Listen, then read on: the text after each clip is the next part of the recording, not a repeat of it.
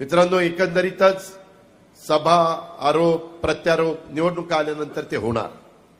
एक उमेदवार 20 वर्ष तुमचं प्रतिनिधित्व करणार आहे, एक उमेदवार 10 वर्ष प्रतिनिधित्व करणार आहे, एक उमेदवार फॉर्म राहिला तर पाटी कोरी असणार आहे आणि इतर पण उमेदवार त्या ठिकाणी असतील, तो त्यांचा अधिकार आहे। आज तुम्ही पहा, दत्ता मामाची 10 वर्ष आठवा, त्याच्यात आम्हाला 5 वर्ष सरकार नव्हतं।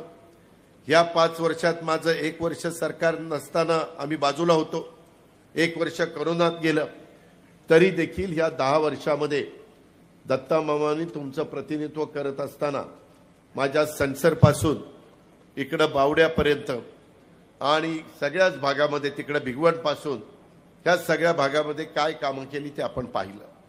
हे मी का करू शकलो किंवा दत्ता मामा का करू शकला की आम्ही सरकारमध्ये होतो। मध्ये काही राजकीय घटना घडल्या, त्याच्यातनं वेगळी काही समीकरणं बदलली। एकंदरीत ही समीकरण बदलत असताना केंद्रामध्ये तिसऱ्यांदा नरेंद्र मोदी साहेबांच्या नेतृत्वाखालचं सरकार एनडीएचं आलंय। ते 5 वर्षाकरता तिथं राहणारे आत्ताच 6 महिने झाले। 4.5 वर्ष आपली कामं करण्याच्या करता आपल्या विचाराचं सरकार असल्यानंतर तिथली कामं लवकर होतात, मदत होते, करोडो रुपयाचा निधी आपल्याला आणता येतो। वेगवेगळ्या प्रकारे वंदे भारत ट्रेन, वेगवेगळ्या प्रकारे बंदरं, वेगवेगळ्या प्रकारचे तुमचे विमानतळ ही आपल्याला करता येतात। मोठ्या प्रमाणावर निधी आपल्याला आणता येतो, मोठे मोठे कारखानदारी आणता येतात। मित्रांनो, एकंदरीतच मगाशी बऱ्याच जणांची मी भाषणं बारकाईनं ऐकत होतो। कुणी टीका करत होतं, कुणी काय करत होतं, कुणी मागे प्रश्न उपस्थित केले त्यांना उत्तर देत होतं। भाऊंचा काळ तुम्ही आठवा, भाऊंच्या बरोबर मी देखील काम केलेलं आहे। 89ला बारामतीतनं त्यांना उमेदवारी मिळाल्यानंतर मला साहेबांनी सांगितलं की अजित संभाजीराव काकडे इथे उमेदवार आहेत, भाऊ इंदापूरचे आहेत, मला इथे लीड पाहिजे, मी महाराष्ट्राचा मुख्यमंत्री आहे। मी साहेबांना सांगितलं काळजी करू नका। भाऊंना त्यावेळेस मी बारामती तालुक्यातनं स्वतः संभाजीराव काकडे तिथले उमेदवार असताना देखील 35,000चं लीड त्या ठिकाणी दिलेलं होतं। अशा पद्धतीनं आम्ही सगळ्यांनी मनापासून काम केलेलं होतं। 91ला तुम्ही पण मला 75 का 80,000चं लीड दिलं, ते पण मी कदापि विसरू शकत नाही। आणि त्याच्यातून माझी राजकीय कारकीर्द सुरू झाली। छत्रपती कारखाना, इतर संस्था। मित्रांनो, मी कामाचा माणूस आहे, तुम्हाला सगळ्यांना माहिती आहे, महाराष्ट्राला माहिती आहे। मी स्पष्ट बोलणारा कार्यकर्ता आहे। थोडंसं कधी काही लोकांना थोडं वाईट वाटतं, परंतु संस्था टिकल्या पाहिजेत, योग्य पद्धतीनं विकास झाला पाहिजे आणि करत असताना जातीचा, पातीचा, नात्याचा, गोत्याचा विचार होता कामा नये।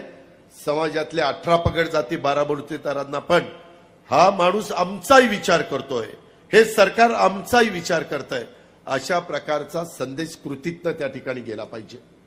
आज तुम्ही पहा, अनेक जण बारामतीची तुलना करतात। आज बारामतीची तुलना करत असताना कितीतरी ठिकाणी महाराष्ट्रामध्ये जात असताना लोक माझ्या देखत सांगतात, आम्हाला निवडून द्या, पुढच्या वेळेस आम्ही आमचा बारामती सारखा विकास करू। ठीक आहे, त्यांना ते योग्य वाटतं। आज राष्ट्रवादी काँग्रेस पक्षानं एक नेतृत्व दत्ता मामाच्या रूपाने पुढे आलं, त्याने सांगितलं त्याचे कसे टप्पे टप्पे पुढे गेले आणि तो इथपर्यंत त्या ठिकाणी पोहोचलेला।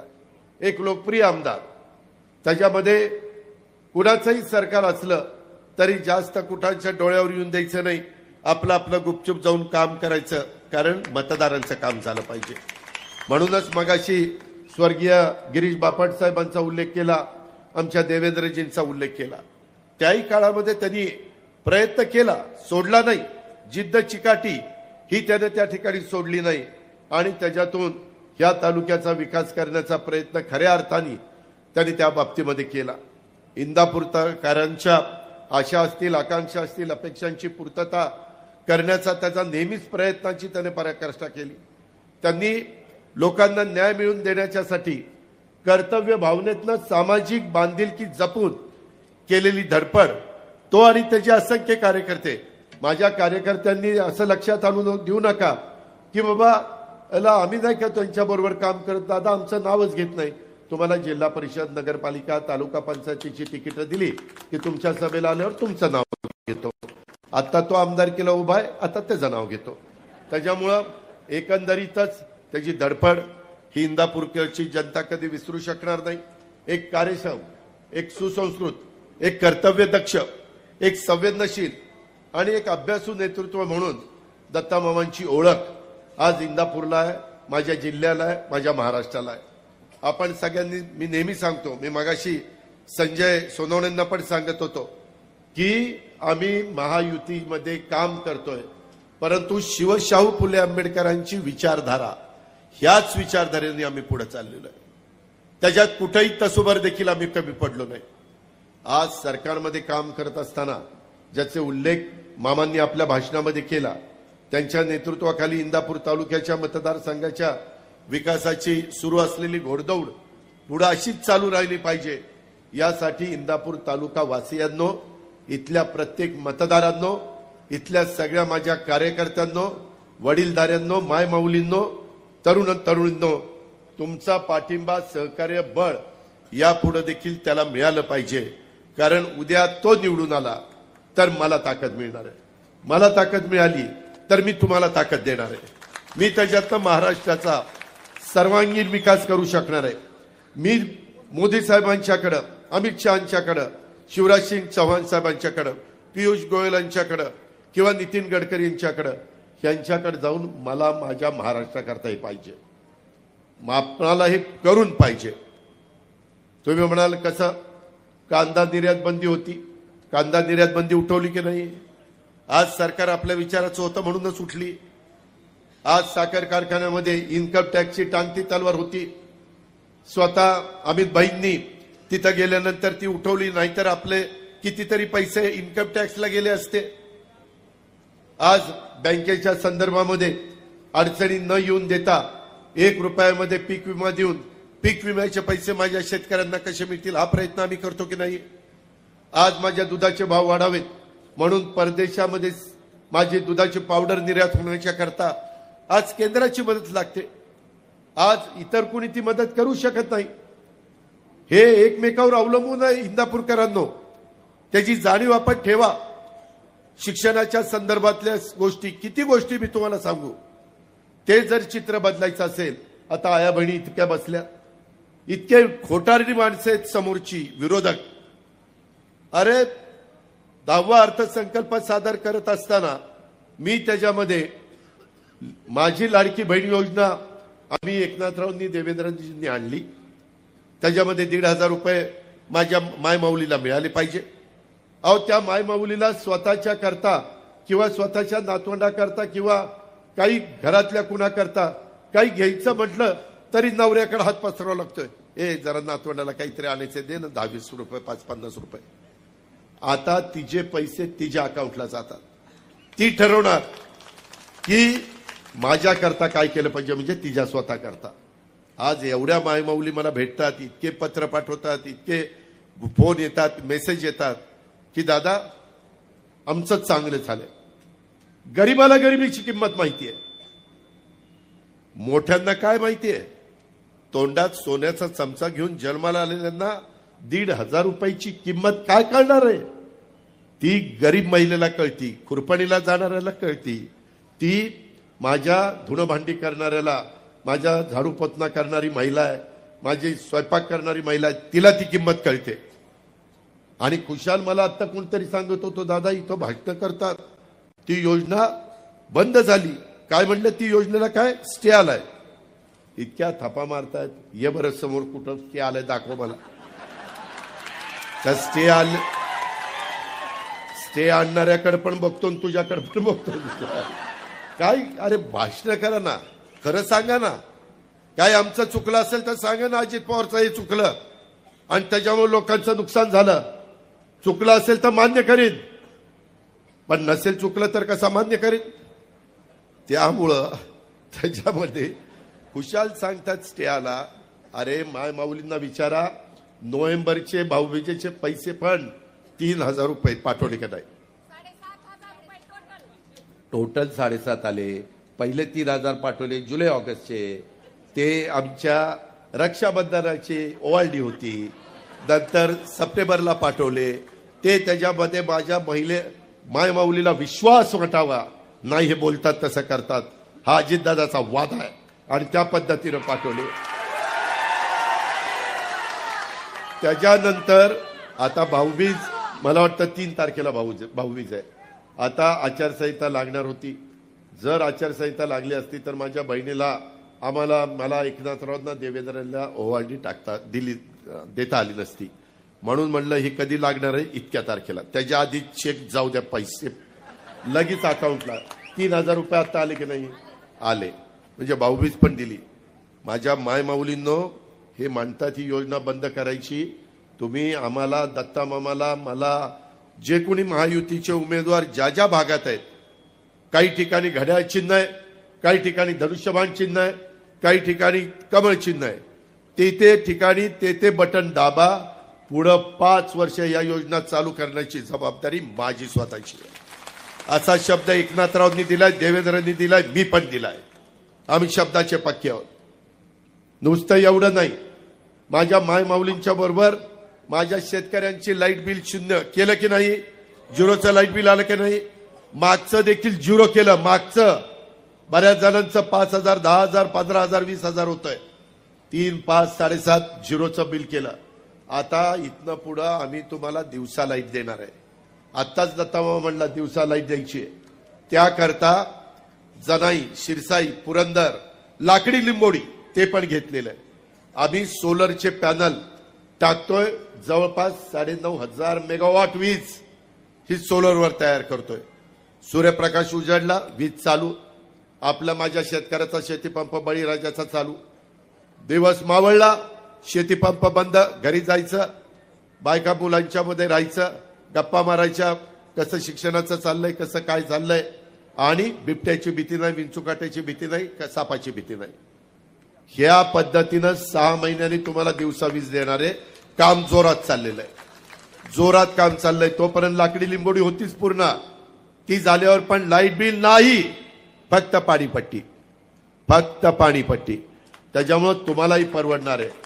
जे आम्हाला करता पाठीमागे आलं नाही, नवीन टेक्नॉलॉजी आली, नवीन तंत्रज्ञान विकसित झालंय, त्याचा वापर आपण केला पाहिजे. त्याच रस्त्याने आम्ही पुढे चाललेलो आहे. मित्रांनो, एकंदरीतच काम करत असताना बऱ्याच गोष्टी तुम्ही पहा. आमच्या हातामध्ये ज्या संस्था आहेत, माझ्या हातात तुम्ही पुणे जिल्हा बँक दिली. आज बँक चांगली चालली की नाही? आज सुनील इथं बसलाय, चांदेरे व्हाईस चेअरमन. परवाच कुठं लखनौला मिळालं, लखनौला नंबर 1चं बक्षीस मिळालं बँकेला. ठीक आहे, त्यांचं सगळ्यांचं अभिनंदन. दिलेल्या संस्था ह्या तळहाताच्या फोडाप्रमाणे जपायच्या असतात. बँक चांगली चालली, जिल्हा परिषद चांगली चालवली. आता सध्या त्या ओबीसीला आरक्षण मिळालं पाहिजे म्हणून सुप्रीम कोर्टात केस चालू आहे, ती लवकर लागावी. कारण कार्यकर्त्यांना पण जेडपी सदस्य, तालुका पंचायत सदस्य व्हायचं असतं. त्यांनाही वाटतं आम्ही लोकांना खासदार आमदार करायचं आणि आम्ही काय नुसत्या सतरंज्या उचलायच्या का? नाही का उचलायच्या. तुम्हालाही मिळालं पाहिजे. त्या ठिकाणी तुम्हाला वेगवेगळी पदाच्या करता हे एकदा इलेक्शन होऊ द्या, त्याच्या मागच लागणार आहे. त्याही निवडणुका लवकर कशा लागतील त्या पाहणार आहे. मित्रांनो, एवढंच नाही, आपला पुणे जिल्हा दूध संघ पण चांगला चालवलाय. बारामती तालुका दूध संघ पण चांगला चालवलाय. संस्था चालवायला नेतृत्वामध्ये धमक आणि ताकद असावी लागते. ते येड्यागाबाळाचं काम नाही. तुमचा दूध गंगा दूध संघाची काय अवस्था आहे? वाट लागली. त्याच्यानंतर अमृत आलं. आता अमूल. आता अमूलनी तरी काहीतरी होईल. ते अमूल पण बंद पडलं, दूध गंगा पण बंद पडला. अरे काय संस्था चालवत आहेत? भाऊंनी लावलेलं कर्मयोगीचं रोपटं आज किती कोटी रुपये कर्ज आहे? 500 कोटीच्या वर कर्ज. अहो, भाऊंनी बिनकर्जाचा कारखाना तुमच्या ताब्यात दिला, तुम्ही कर्जबाजारी करायला लागलाय. तुम्ही काय म्हणजे लाखाचे 12,000च करायला निघाला ही. मग त्याला निवडून देणार आहे का? याचा विचार करणार आहे का नाही? माझी बारामती बँक जाऊन बघा कशी चालली.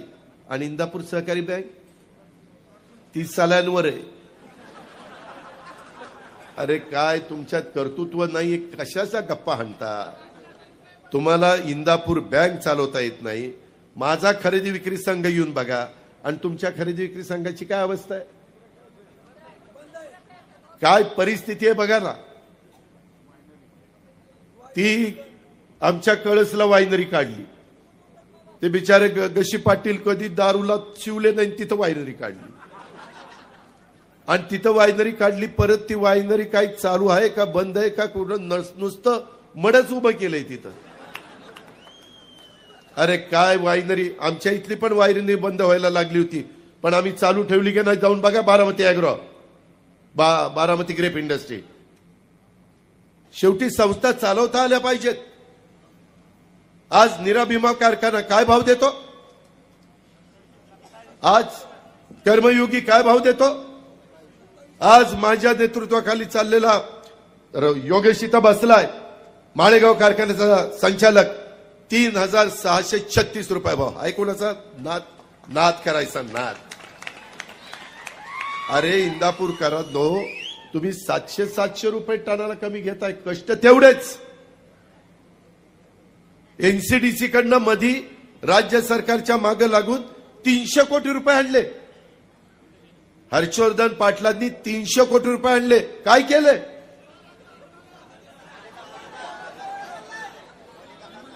सगळं गोड गोड बोलून आमच्याकडनं, देवेंद्र फडणवीसांच्याकडनं, एकनाथरावांच्याकडनं, अमित शहाकडनं मंजूर करून घेतलं आणि सोयीचं आलं की गेला निघून. आणि बोलताना काय परवा बोलला, लोकसभेला पूर्वी मी प्रत्यक्ष काम करायचो, परंतु यावेळी मी अदृश्य काम केलं. अरे अजित पवारनी असलं तर कधी आयुष्यात केलं नाही. जो कोणी उभा करेल त्याचं इमारतीद्वारेच काम केलं. मॅच फिक्सिंग प्रकारच नाही, नाहीतर समोरच विरोध चाल. ही जी काही पद्धत आहे ना, तुमच्यावर कसा विश्वास ठेवायचा. तुम्ही एकीकडे आम्हाला घरी खानदानाला दिलं, जेवायला घातलं, वाळलं आणि अदृश्य प्रचार केला.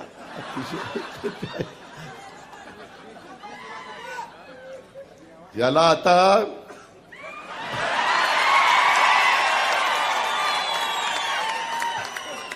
टांगा घोडा कसा असतो, घोडा याच्यामध्ये हे थांबा रे.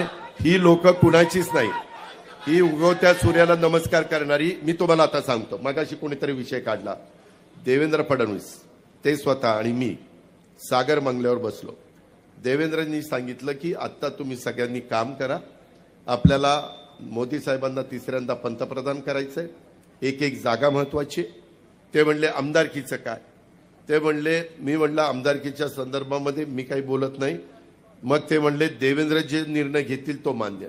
मी म्हणलं ठीक आहे, देवेंद्र जे घेतील तो निर्णय मान्य. मी हो म्हणलो, हर्षवर्धन पण हो म्हणला. आता निवडणुका जवळ आल्या, मध्ये 12 जागा भरायच्या होत्या, त्याच्यातल्या 7 जागा आत्ता भरल्या, 5 जागा राहिल्या. मला स्वतः भाजपच्या काही प्रमुख लोकांनी सांगितलं आम्ही त्यांना तिच्यामध्ये घेणार आहोत, परंतु थांबायची तयारीच नाही. सारखं कुणीतरी नाही आपल्याला थांबून कसं चालेल, काय चालेल. ते त्यांच्या पक्षाने काय करावं त्यांचा झालं, भाजप सोडून दिला आणि आता त्या राष्ट्रवादीमध्ये पक्ष पवार साहेबांच्या पक्षामध्ये गेले. सारखं दलबदलू कोण तुमच्यावर विश्वास ठेवणार आहे. एकदा तुम्ही गशी पाटलांच्या वेळेस उमेदवारी नाही मिळाली म्हणून अपक्ष उभा राहिला, त्यावेळेस सांगितलं की आम्ही सूतगिरणी काढणार आहोत. बावड्यामध्ये गेलं की यादी करा, लाखेवाडीला यादी करा, किती घ्यायची, जंक्शनला यादी करा, वालचंदनगरला यादी करा, भरणेवाडी, अंतुर्ण, माझं सणसर, सगळीकडे याद्या. आणि मुलांना नोकऱ्या नव्हत्या, लोकांनाही वाटलं आता सूतगिरणी. 95ला इंदापूरकरांना नीट आठवा, झाली सूतगिरणी. किती वर्ष झाली, 15 ही जवळपास 25-40 वर्ष झाली, नाही 30 वर्ष झाली, ती 29 वर्ष झाली. 29 वर्ष झाली. तुम्ही किती फसवाफसवी कराल रे. आज ह्या पद्धतीनं तुम्ही करोडो रुपये माझ्या इंदापूर तालुक्यातल्या जनतेला कमी देता. छत्रपतीनं पण भाव 3000 दिला, पण ऍट ए टाइम एका वेळेस दिला, 2-3 टप्प्यामध्ये दिला नाही. कशाचे? सूतगिरणीचे. हा, तेव्हा आता सूतगिरणीचे पैसे दिले नाही, व्याजासकट वसूल करायला पाहिजे. हे जे प्रकार आहेत ना, विश्वासार्हता तुमची काय? आज तुम्ही 4-4 वेळेला निवडून जाता, तुम्ही त्या ठिकाणी निराभिमा कारखाना अडचणीत आणलाय. मी मगाशी सांगितलं त्या सगळ्या संस्था अडचणीत आणल्या. सूतगिरणी तर उभी केलीच नाही. शिक्षण संस्थेची पण चौकशी लागली. मला आता माझे एक सहकारी सांगत होते, दादा इंदापूर अर्बन कोऑपरेटिव्ह बँकेला 10 लाख रुपये आरबीआयने दंड केला. गेल्या वर्षी वाटतं दंड केला. का केला? काहीतरी चुकीचं होतं म्हणून केला. शिक्षण संस्थेची आता चौकशी लागली. अरे असं करून नाही राजकारण होत. लोकांची कामं करावी लागतात, विकास करावा लागतो. या 10 वर्षातला दत्ता मामा भरणेंच्या नेतृत्वाखाली झालेला इंदापूरचा विकास आणि हर्षवर्धन पाटलांनी त्याच्या आधी 20 वर्षाचं केलेलं काम, तुम्ही तर सत्तेमध्ये होता. सातत्याने तुम्ही मनोहर जोशी आणि त्या नारायण राणे मुंडे साहेबांच्या सरकारमध्ये होता. पुढे 99ला पण तुम्ही सरकारमध्ये आला, 2004ला आला, 2009ला आला. सतत सत्तेमध्ये असताना पण तुम्हाला पूर्ण जिल्हा मी बघत होतो, फक्त तुम्हाला इंदापूर तालुका बघायचा होता. त्याच्यामुळे कितीतरी विकास इथं व्हायला पाहिजे होता. मी माझा बारामती तालुका बघून जिल्हा बघत होतो की नव्हतो? मी माझ्या इंदापूर तालुक्यातल्या कार्यकर्त्यांना या ना त्या प्रकारे कुठं ना कुठं जिल्हा परिषदेचं अध्यक्षपद, सभापतीपद, महाराष्ट्र राज्य साखर कारखाना संघाचं चेअरमन पद, अशा वेगवेगळ्या सहकाराचं एक कुठलं तरी पद दिलं होतं. लोकलेखा, काही का होईना पद देण्याचा प्रयत्न केला ना. त्याच्यामध्ये वेगवेगळ्या संस्था काढत असताना त्यांच्या अडचणी दूर करण्याचा प्रयत्न केला ना. आता मामांनी उल्लेख केला, बंद कॅनॉल बोगदा करतोय, त्या बोगदा झाल्यावर 3 TMC पाण्याची बचत होणार. माझं टेलला पार तरंगवाडीच्या तलावामध्ये पाणी मला टाकता येणार ना. या सगळ्या गोष्टी आपल्या आहेत ना, ह्याचा विचार करा ना.